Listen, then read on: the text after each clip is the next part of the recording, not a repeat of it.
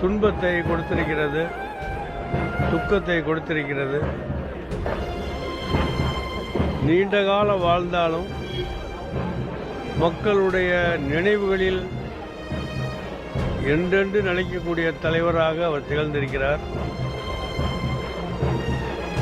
அவர்களோடு பல்வேறு மாநாடுகளிலும் நிகழ்ச்சிகளிலும் கலந்து கொண்ட நினைவெல்லாம் வருகிறது.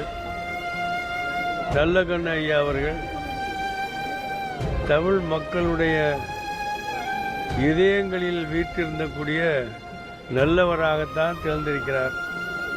அவரை யாரும் குறை சொல்லி நாம் கேட்டதில்லை.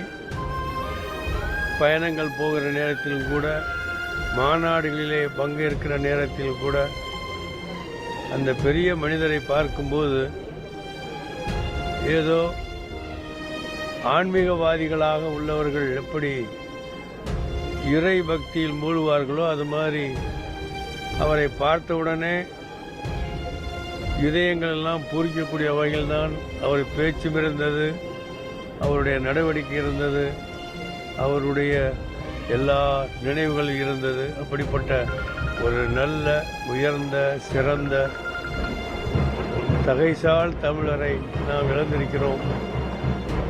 அவருடைய இழப்பால் வாடுகிற எனது அருமை கம்யூனிஸ்ட் கட்சி தோழர்களுக்கும் அவருடைய குடும்பத்தாருக்கும் இந்திய முஸ்லீம் லீகின் சார்பாக எங்களது ஆழ்ந்த இரங்கலையும் அனுதாபங்களையும் தெரிவித்துக் கொள்கிறோம்.